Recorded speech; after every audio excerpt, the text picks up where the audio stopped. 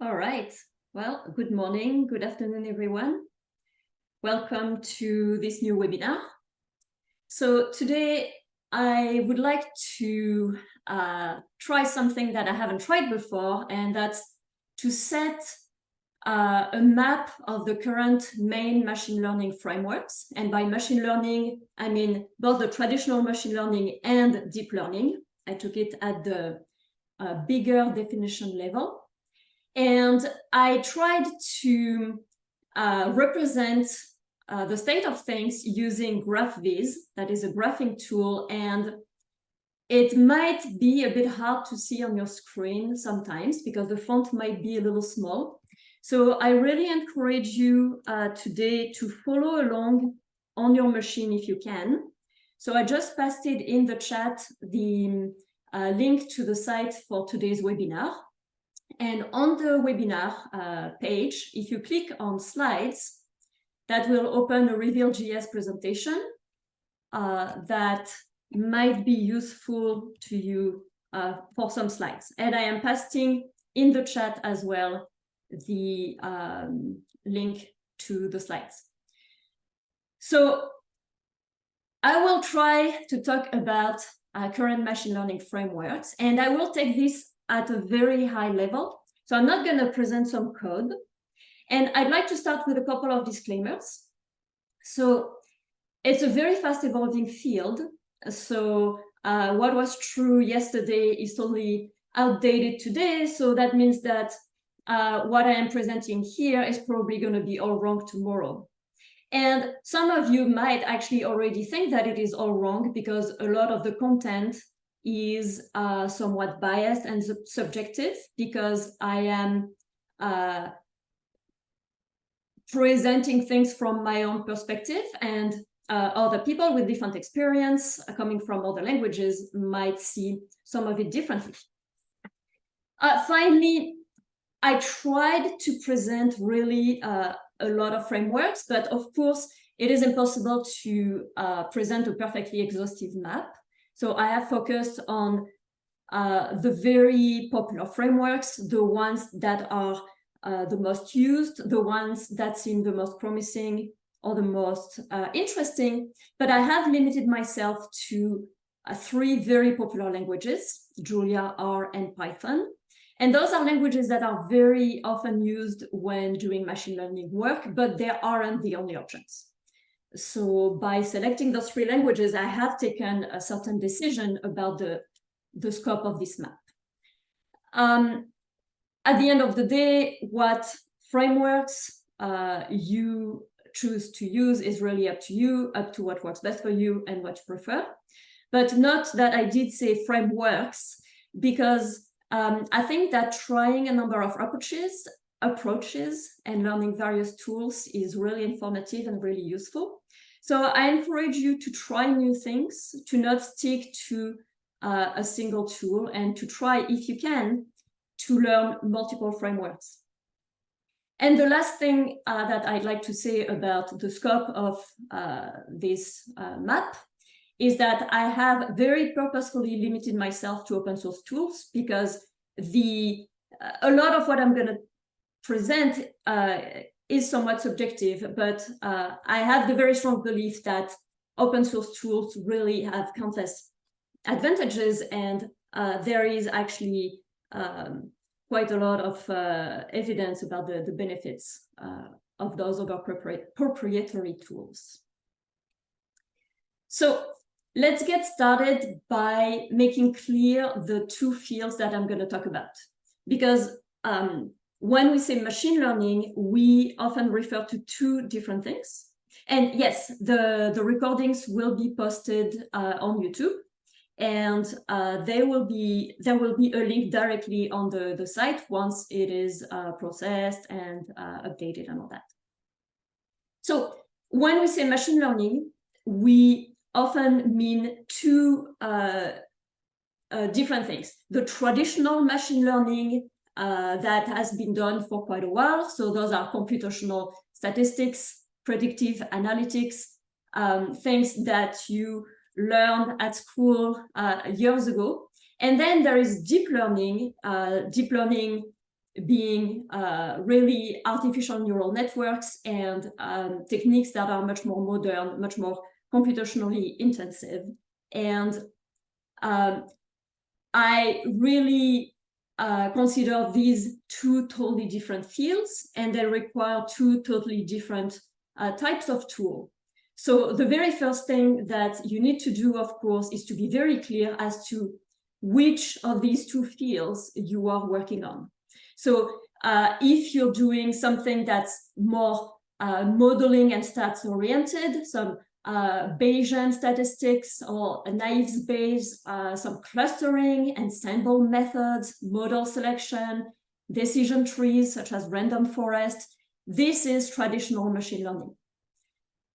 Deep learning, that's really when you build neural network, no matter what their structure is, and they can be very complex, such as the transformers that are so powerful nowadays.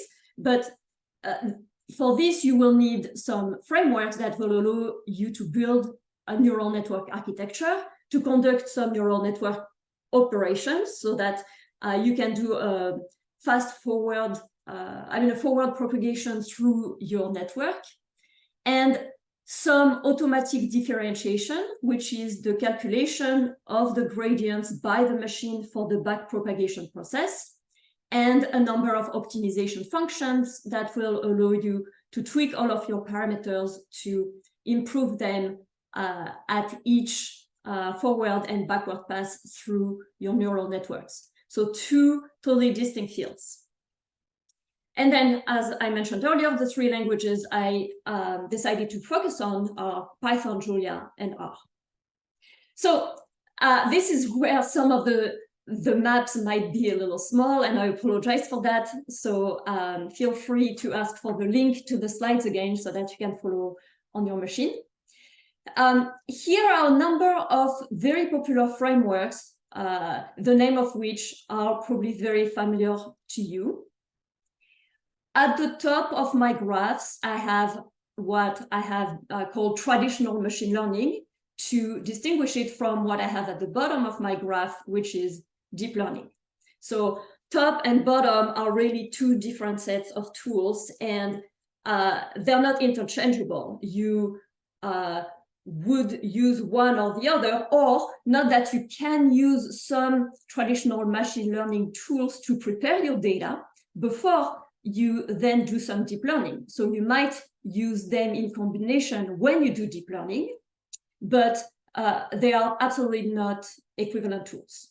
All the ones at the top or all the ones at the bottom could be considered somewhat competitors or equivalent frameworks. So maybe the most popular machine learning tool out there is scikit-learn, and it is a very big toolbox of machine learning algorithms.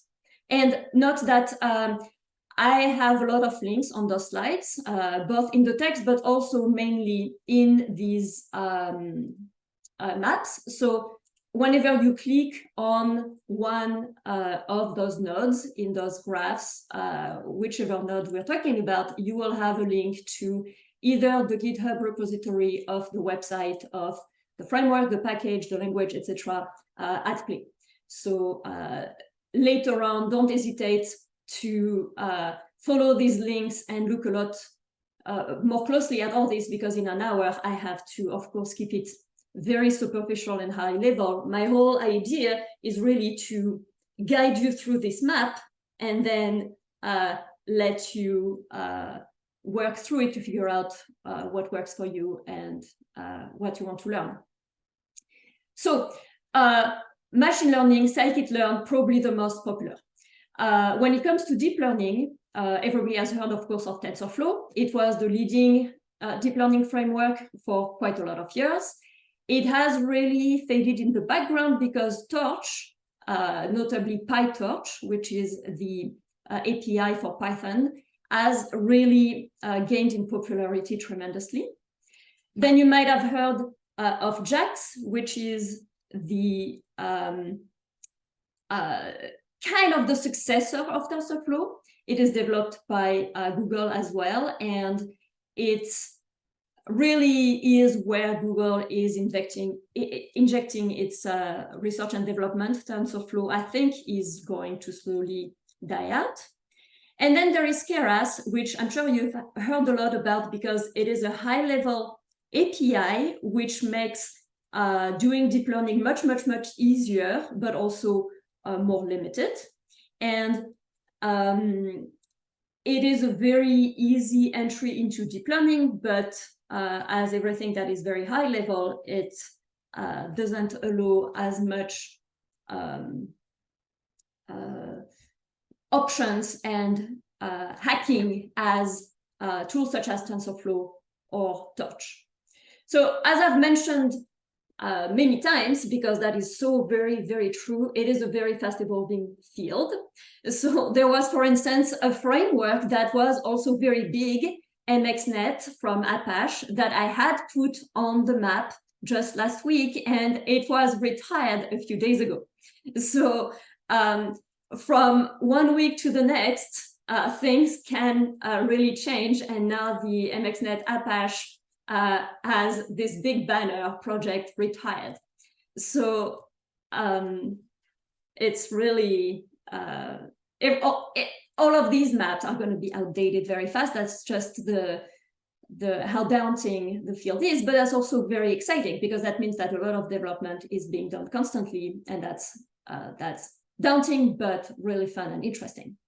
Caffe 2 is something that you might have heard a lot about. It's now fully part of PyTorch, PyTorch being the Python API for Torch. So as I mentioned, JAX is looking more and more like a replacement for TensorFlow. And then Keras was initially the high-level front-end for a number of backends. And then quite a lot of those backends really died out. So it became the high-level front-end only for TensorFlow. But very recently, it expanded and now accepts as backends also PyTorch and JAX. So big development on the Keras side that now Torch and JAX are backends. So that could be an easy entry to those frameworks as well. So let's focus a little bit on Python.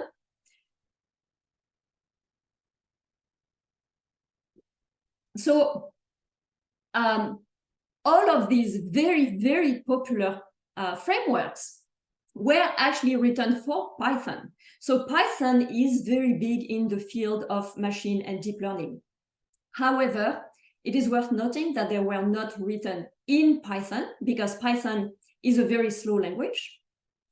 They were written as SciPy, NumPy, and anything that scales well and is fast in Python in Fortran, C, C++, and in the case of JAX, as a domain-specific language, and I will say more about that later on.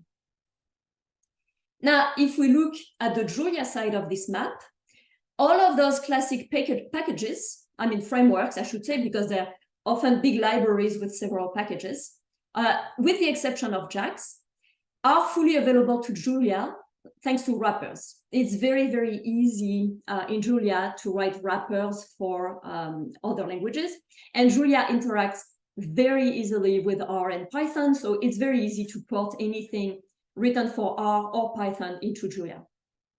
But in addition to that, there are many packages that were actually written in Julia, because while Python is slow, so anything fast in Python has to be written in a compiled language such as C or C++, Julia is fast enough that things can be written in Julia all the way, including dependencies, etc. Of note, Keras is not a wrapper over the Keras for Python. It is a full rewrite of Keras with Julia function, which is why I put it in the Julia color here. But let's have a look at all of those packages, both in machine learning and deep learning, that are only available for Julia and written in Julia. There is a huge ecosystem. You can follow the links to have more information on them. Again, I put links to all of these approaches. You can see that there is a lot of packages for machine learning, the traditional machine learning. And that makes sense because Julia falls in the category of packages such as R that are very stats and modeling oriented. So very well suited for machine learning. But there are quite a lot of packages for deep learning, and there are actually way more packages if we add to that utilities such as data loaders or ML utils or ML datasets that help you to play with those machine learning frameworks. And that's the kind of things that a big framework such as PyTorch would have within its unified big framework, but in Julia, bits and pieces might come from different packages. It might be a bit more piecemeal, but that also allows you more flexibility and customization, and it's great if you are a developer. And that I think is the most exciting part, and I will talk about this at the end of this webinar. Julia also has very many options for automatic differentiation. So remember that when we talk about deep learning and neural network, the way to adjust the trainable parameters to improve the model, thanks to the data, is to do a forward pass and then a back propagation, which is really a massive chain rule through a set of huge chain rules through the network. And of course, this would be a nightmare to do by hand, but all deep learning frameworks offer some auto differentiation engine that allows to really calculate the gradients automatically. And the really impressive thing with Julia is that it has a whole sweep of different approaches for automatic differentiation. And that, I think, is one of the strengths of Julia when it comes to deep learning. But I will talk about automatic differentiation a little bit later. So a few notable options amongst this giant ecosystem. And I'm not saying that those are better than the others. Those are tools that I think are particularly well documented, promising, great, and that I think are worth looking into. But there is a bias in the selection I have made there, and some of the other tools are also great. And it also depends what you are doing. If you're into Bayesian statistics, well, something like Bayesian optimization might be really great, or the decision tree package might be great if you want to do some random forest type analysis. But in the field of machine learning, the MLG, for machine learning Julia, is really great because it's a huge toolbox, very similar to scikit-learn, and it actually wraps a lot of the scikit-learn models, but it also adds a lot of Julia-specific functions written in Julia. So this is a very big toolkit with the spirit of scikit-learn. Then when we look at the deep learning side of things, Flux is a framework that is very similar to PyTorch, except that while PyTorch, again, is written in C++, Flux is purely written in Julia. And Lux is a newer framework, which is similar in its API to Lux, but has a very different philosophy. It is a rewrite of Flux that is keeping the trainable and the non-trainable parameters of the model decoupled and not as the same struct. So Lux is the more modern version. And then if we look at automatic differentiations, amongst all of the approaches, two that I think are really worth looking into are Zygote. That's the automatic differentiation engine for flux, and enzyme, which is a more novel, extremely powerful tool for automatic differentiation that might be some work to implement, but that is much faster and much less memory consuming than Zygote. And it is now being little by little incorporated in Lux. So Flux with Zygote was kind of the Julia equivalent of PyTorch, but now there is Lux with Zygote for some function, but enzyme more and more that really would be more the equivalent of something like JAX, something faster and more modern. And enzyme allows automatic differentiation at a very low level, at the level of the LLVM compiler, which is the compiler that Julia uses. So it is written for Julia, but it can actually be used with any language that use the LLVM. So you can use it even with PyTorch, for instance, if you use PyTorch with LLVM compiler. Now, if we talk about R, you can see that, except for JAX, once again, the very classic frameworks are also available to R. A little side note is that scikit-learn is not fully implemented in R. There are some wrappers for some functions, but not all of them. But that's really not a big deal because there are so many R machine learning packages that in more narrow but also deeper way are equivalent to this giant toolbox that is scikit-learn. As with Python, the packages that were written for R, so even those ones here and over there, are not written in R, but they are written in C. So Julia really is the only one of the three languages that has fast packages written in the language itself. But we can still have a look at those packages that were specifically written for R, even if not in R. And there are very many, particularly when it comes to traditional machine learning. So here again, which one you would use really depends on what you're looking for. For instance, for decision tree, there is random forest. For naive Bayes, there is naive Bayes. So this is really a huge field, a huge ecosystem of extremely well documented, extremely user-friendly, very convenient, very good machine learning tools.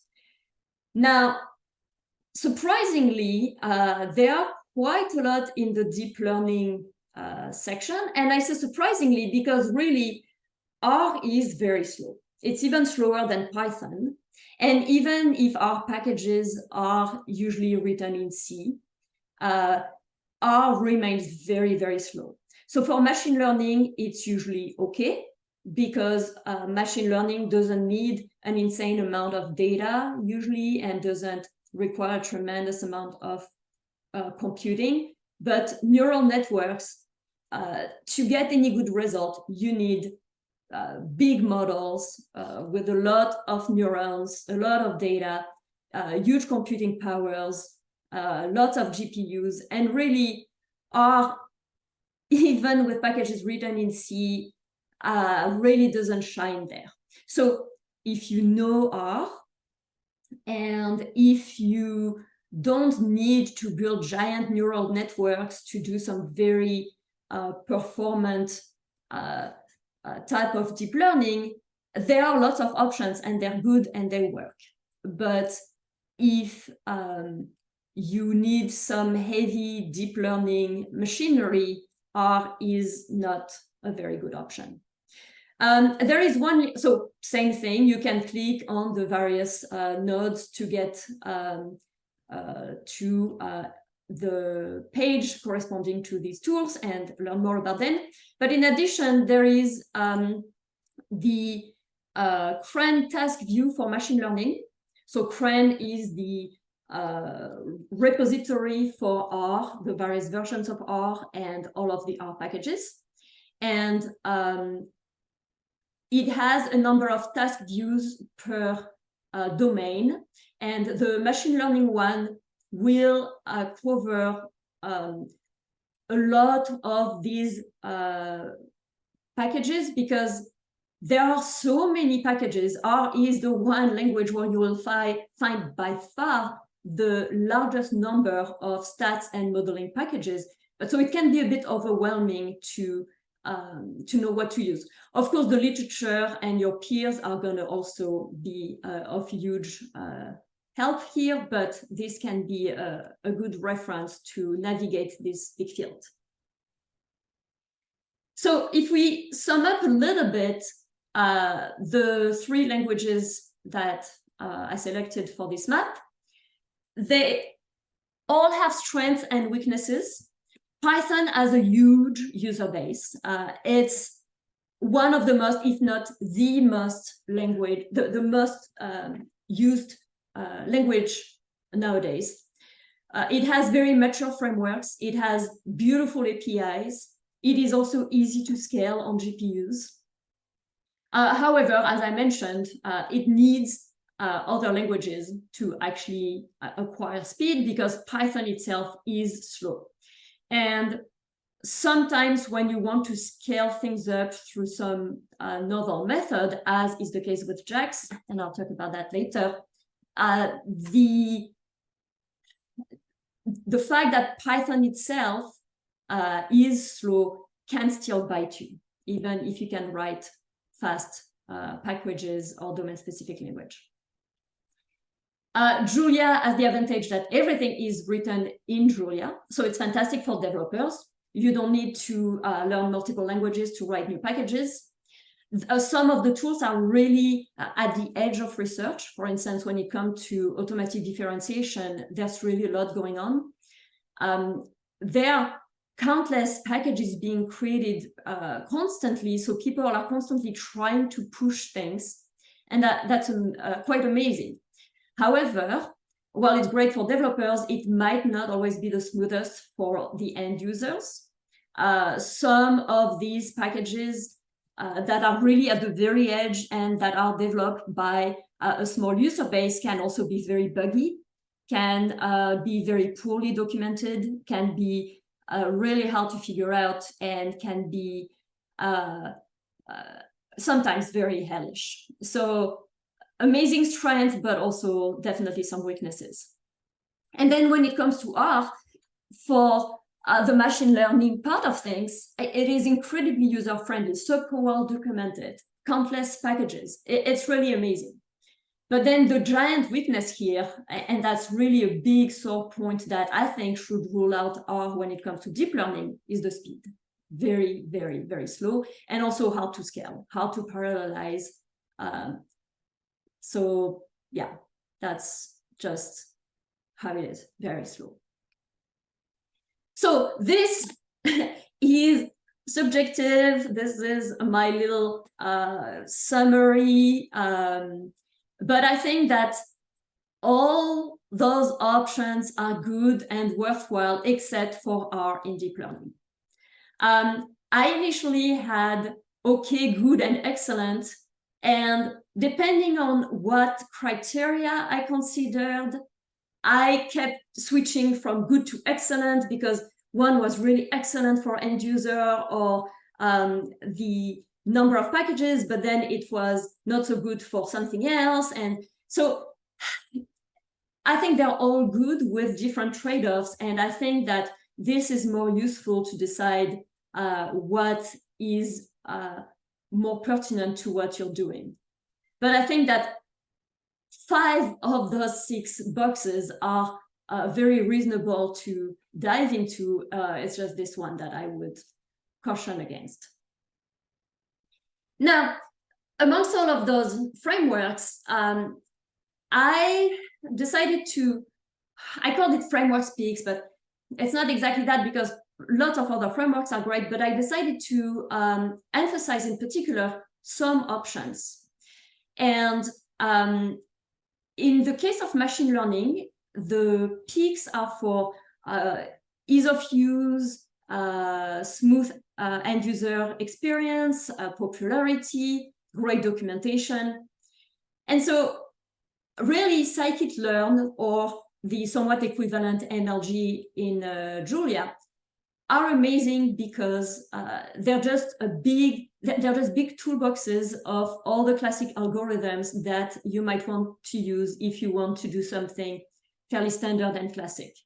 So if you want to use a method that is well tested on some particular set of data, some particular project, it's just very, very easy. And scikit-learn is, as a documentation, that is mind-blowing. Beautiful, beautiful documentation. Now, as soon as you want to go a little bit out of the beaten path, you want something that goes beyond those easy to implement toolboxes of very classic models. So if you want something that's more advanced, something at the edge of research in some Bayesian whatnot, or something more exploratory, or something that is very narrow to a very specialized field, I don't think there is anything in Python that is as amazing as what you will find in many of the Julia or R packages. Because Python was written as really a general language. So it has a lot of website development and engineering use and all that, while Julia and R were really created for statistical and modeling purposes. And they have had, well, R in particular has had a huge academic user base in those domains for so long that the number of packages available for some very niche utilization is mind-blowing. So for some niche usage, those would have many, many more options. Now, when it comes to deep learning, things are changing really, really fast. Like, machine learning is not evolving as fast as deep learning because it's, again, I called it traditional machine learning. It's something that has matured over a long time. Those R packages have been building for a long time. Like, it's not very fast evolving, but deep learning really is. So just a few years ago, there would probably have been TensorFlow here, for instance. But TensorFlow now is really dying out. JAX is taking over. So PyTorch can be used through Julia, but is mostly used through Python. You can also use it through C. But PyTorch and JAX would be more for a Python user base. Lux with Enzyme would be for a Julia user base. These two have optional just-in-time compilation to augment their performance. Here, anything in Julia, of course, has just-in-time built in, because Julia is based on the LLVM and just-in-time mode of compilation. As I mentioned earlier, you can use with these two some higher level, easier API, Keras.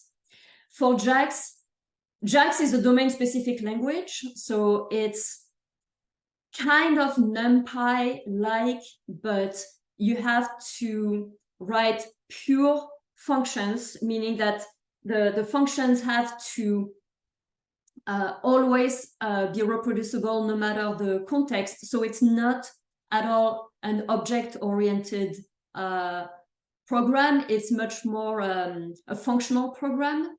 And it's a sub-language, really, of Python.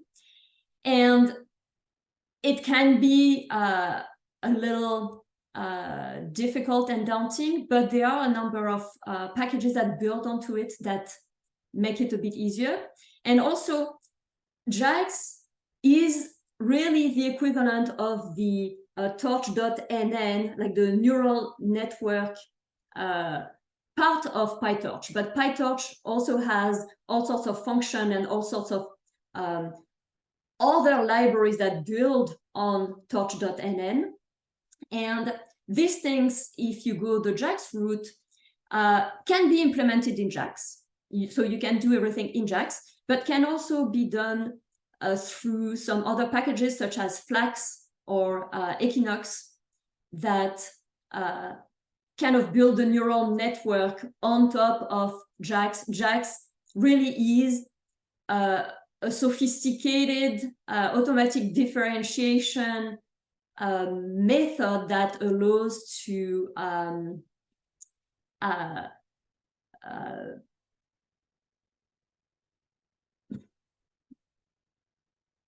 go beyond TensorFlow in terms of speed to simplify the code in the compilation-specific functioning that Google called LXA, so the accelerated linear algebra. So both JAX and Lux, or Lux with enzyme, because I don't think that enzyme is implemented in Flux.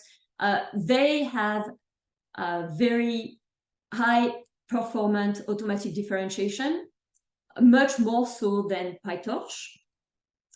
So the two fastest options at the moment, but again, this can change, are JAX and some Julia approach, particularly with enzyme.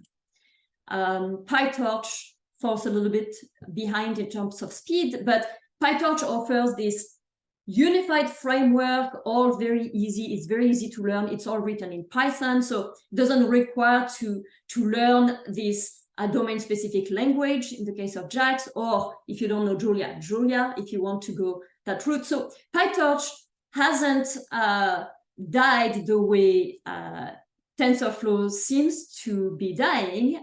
PyTorch 2 came out very like just a month ago. So PyTorch is still well and alive, but there are faster options popping out. And so there is some computation for PyTorch, and we'll see how things go in the future. And so I talked a lot about automatic differentiation, and a lot comes down to this. And this is my worst slide because everything is minuscule.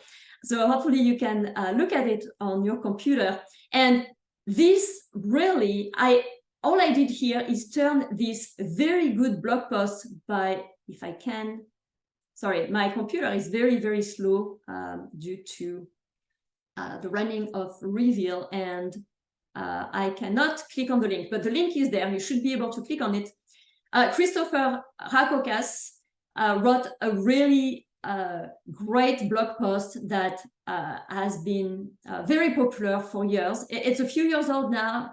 I think it's from 2021, end of 2021, but it's still incredibly relevant, and it talks about the various trade-offs that different deep learning frameworks have made when it comes to automatic differentiation. And he goes at it from a historical perspective. So this is what I'm showing here, but really all of it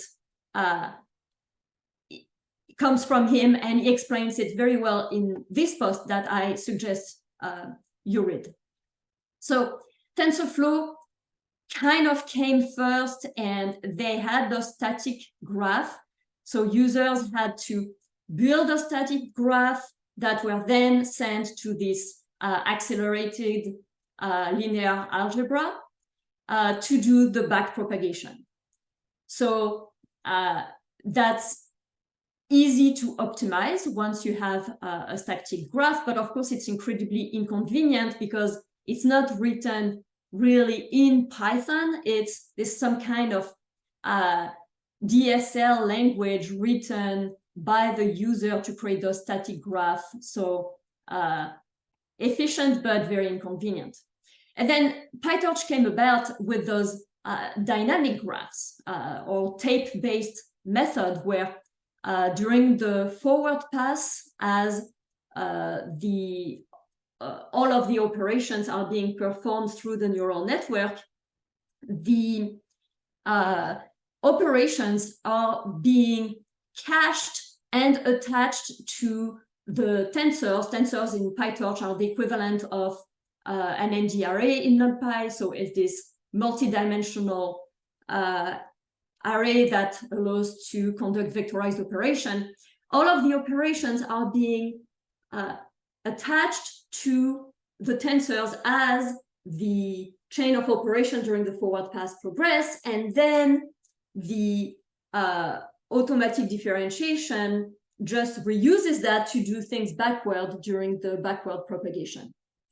So that's very dynamic. So you can have if-else statements and a number of more flexible graphs, and it's very, very convenient for the user, but it's very hard to optimize because each operation is saved individually, and you cannot, it's hard for any a compiler to optimize that when each operation is really recorded individually. So to help with this difficulty to optimize the automatic differentiation part of the process, PyTorch tried to play with some just-in-time compilation, but it's not currently developed, and it's unclear whether this is going to really go forward. So because TensorFlow was really being taken over by PyTorch, because PyTorch is all written in Python, so much easier to play with, they came up with an eager graph, which is really a dynamic graph, very similar to what PyTorch was doing. So that's TensorFlow version 2, TensorFlow eager. The problem is that the dynamism actually doesn't play very well with this XLA setup that Google had developed to do the automatic differentiation. So according to Chris Rakogas, this is actually the worst of both worlds and really kind of a clunky approach. And I think this is why TensorFlow just tried to catch up with PyTorch, but is now it's not gonna make it because the dynamic approach just doesn't play well with the XLA system that Google has. So then came JAX, which is the new attempt by Google, and so it still is based on this XLA, so this specific accelerated linear algebra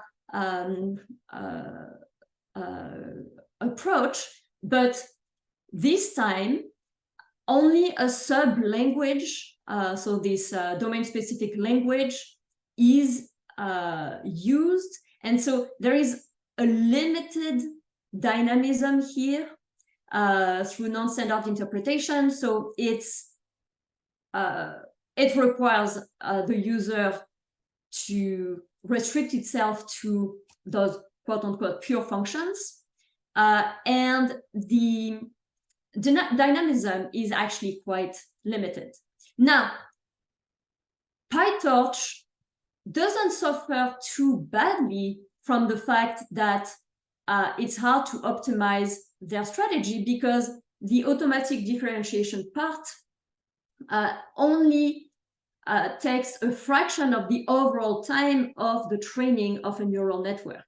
So in a classic deep learning scenario with a big neural network, which has a tremendous amount of operations going on, the lack of optimization of the automatic differentiation part is not too huge a penalty proportionately. But in some cases, for some use cases, when you have small networks or a number of small operations, it actually really shows. JAX,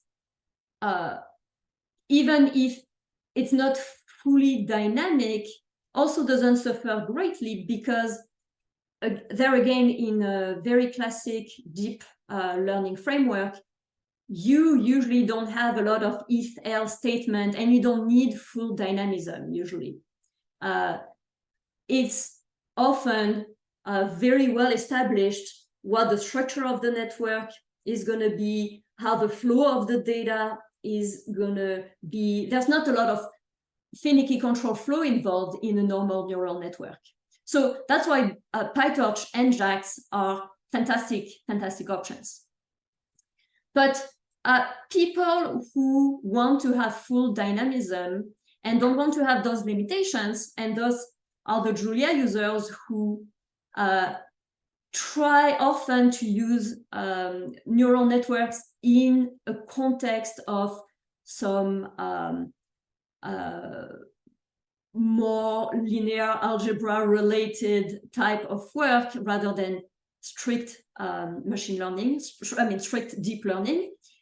They are trying different approaches. So Zygote, which was the AD engine for Flux, tries to work at a lower level. And then Enzyme, which is the newer AD engine, works at a lower level still because it works on the LLVM compiler itself. So by going at a very low level, they try to bypass all of the challenges, but there are countless implementation difficulty because then you what you lose at the higher level makes it easier, but also harder to implement. So PyTorch with dynamic tape, maybe just in time, JAX with this sublanguage and XLA, and Enzyme that works on the LLVM, and of course just in time because that's part of Julia, are the three currently I think best approaches for deep learning, with PyTorch lagging a little bit behind when it comes to speed. But really, do go and read the blog post by Chris Rakokas, because he goes through this history, and I think it gives a lot of perspective on the trade-offs of automatic differentiation. So this is it for my talk. If we go back to that very first map,